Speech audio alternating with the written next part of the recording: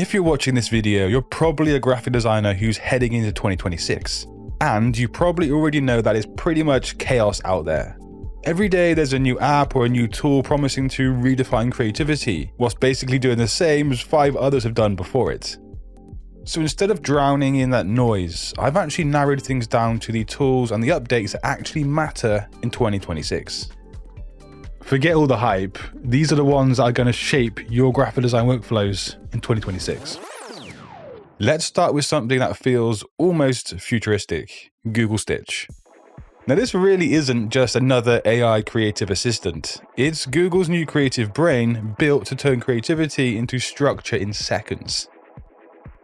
You can literally type in prompts like a minimalist architecture portfolio with full bleed imagery, asymmetric grid, and muted typography, and Stitch will generate a full working layout with multiple different pages, design hierarchy, and ready-to-edit color palettes. Or for example, maybe you need a campaign site for an electric car brand.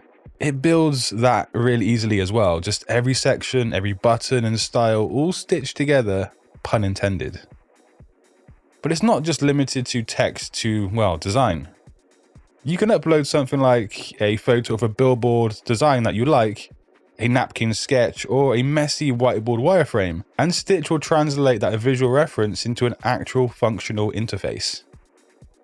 So think about this, you can literally sketch an app in a notebook on the train and have a working version of it before you get home, depending where you live of course. But the real magic, however, happens in iteration. Let's say you're designing an event booking platform. You can select one of your screens and tell Stitch, make this version more playful with curved elements and brighter accents. It instantly creates a variant next to your original one. So basically we are cloning your creative process here to explore different futures side by side. You can compare, refine, and evolve all in one window.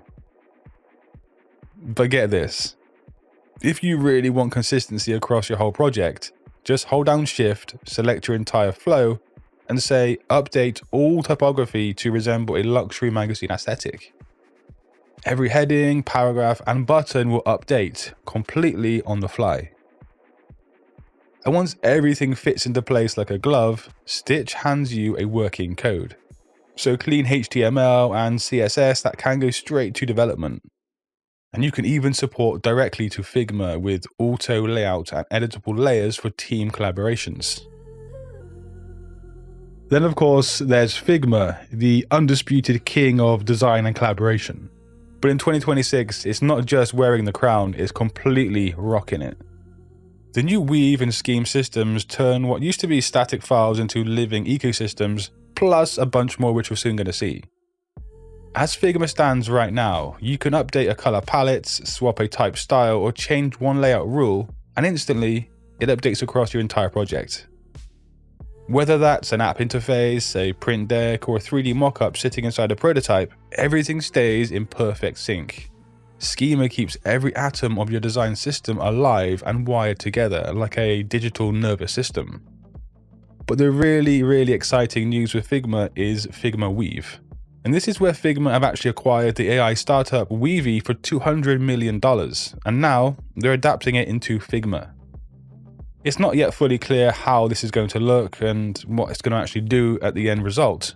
And yes, Figma does already have AI capabilities, but with Weave, things are node-based and going to be next level, that's for sure. They didn't just splurge 200 million big ones over nothing. And it's not just going to be an image-based kind of AI capability either. There's also AI video capabilities straight into Figma with Weave. So you can bring up an image and then include that into the video, as you can see here with the crow. Figma used to be a shared canvas. Now it's more like mission control for every kind of design: UI, UX, motion, product, marketing, even team presentations. And you can run an entire creative pipeline inside just one space, which is truly powerful. And that's all with live edits, analytical data, and version logic all happening in real time. Figma in 2024 was and still is great, and it's kind of like a collaboration tool. But Figma in 2026 is going to be a full-on orchestration. It's a tool where every moving part of a design, people, pixels, prototypes, and data finally are going to be perfectly in sync. That's the plan anyway. Now, for something a bit more aesthetic, LoveArt AI.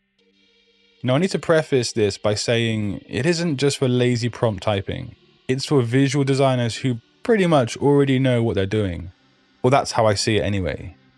So you can feed it a mood board, say you're working on creating a visual identity for a sustainable skincare brand, and it will explore directions for lighting, textures, and atmosphere that feel like they came straight from a creative director's brain. You can ask it to expand your brand's world, like what would the packaging look like in a boutique? What would the mood be in an editorial shoot? And without just throwing images at you, it refines, it suggests, and it keeps everything in the same creative DNA. And so in my opinion, it is ideal for kind of conceptual artists, illustrators, and brand designers who want that spark of inspiration, but still want to handcraft a final piece. Basically, LoveArt gives you 20 visual paths, and you're still the one who decides which one is gold, which one is going to work. And the channel Shark Numbers did a great review of this, and yeah, they designed a brand and package design as you can see right here. And by the way, after you watch this video and every section on each tool, if you guys want to deep dive into any of these graphic design tools, just let me know with a comment down below. Now, let's talk about one of the old giants that has seemingly learned a few new tricks, Adobe Illustrator. I know, it's not one of those shiny new things, but 2026 has finally given it some brains. Now personally, Illustrator has always been my go-to for vector design, but that's just a personal preference. Now the generative recolor tool actually works. You can take a logo with a complex gradient system and with one click remap the entire palette to match a new color strategy. If logo should have gradients is a different story, but moving on. Illustrator now boasts a new font UI which is really awesome and intuitive, but there's a really cool beta feature that takes your graphics and then allows you to rotate it to find a different perspective. And this is all done with generative AI. And for smaller content tasks, Adobe Express has grown up. You can push out on brand visuals and templates with just minimal setup. It's that kind of tool that I would actually advise clients use to edit their own posts, that kind of thing. But every designer knows that great design starts even before we make a pixel on a screen. It starts with that thinking brain. And that's where Notion and Milanote dominate in my opinion. Notion has basically become the designer's second brain. You can build a full client portal with a timeline, brand assets, notes, and even feedback systems that sync into Slack or emails automatically. I've used it to manage full rebrands, like every logo iteration, reference imaging, and copy can change in one place. And the built-in AI assistant can even summarize client calls into key action points. And then there's Milanote, of course, which I've been a partner with for many years. I find it very visual, tactile, and perfect for non-linear thinkers, which is me. You can drag in screenshots, photos, color swatches, and text, and the board evolves with your creative process. You can group things by vibe, by story, by emotion, and it's the closest thing to a digital wall of ideas that still feels like it's your studio floor. And when I'm starting a brand project, I'll usually open up Milanote first, Notion second, and then start to structure. But a quick couple of honourable mentions. Firstly, something I don't personally mess with, but I know it has value to certain designers. Canva in 2026 has shifted from a simple drag and drop tool into a fully creative ecosystem powered by adaptive AI. Designers now can generate layouts that respond to real-time brand rules. They can also refine hierarchy based on audience behavior and collaborate with AI co-editors. It is still beginner-friendly, but far more capable, giving non-designers polished results while giving some professional designers faster workflows. And of course, we have Affinity as well. People keep asking me to make a full-blown course on Affinity, but the truth is, I personally haven't used it that much. I've known Adobe Illustrator since 2006, 2007, and so I've just stuck with what I've known. But of course, I do understand the power and the use case of Affinity.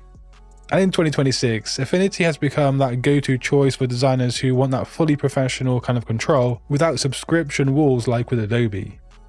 It keeps things fast, lightweight, but now they actually offer a far stronger AI-assisted toolset, much like you see in pretty much every design tool these days.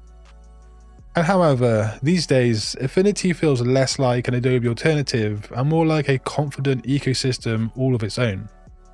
And just a quick heads up, I'm not sponsored by anything in today's video. Now here's the honest truth from me, Satori Graphics. I'm pretty old school, I still use AI, but I use it mainly for research and sometimes mocking certain things up, but never for end solutions or final designs. Because the real value of a designer isn't how fast you can generate ideas, it's how deeply you understand them in connection to the brief, the target audience, and all of that good stuff. You cannot automate instinct, and you cannot program taste. And the irony of all of these incredible tools is that the more powerful they become, the more important you actually will become. The human who decides what deserves to exist or not exist. And so in 2026, the goal shouldn't be to use more tools. It should be to use them smarter. Stitch, LoveArt, Illustrator, Adobe, Figma, Notion, Milanote, they all make you faster, yeah, sure, but only if you know what you're creating and why.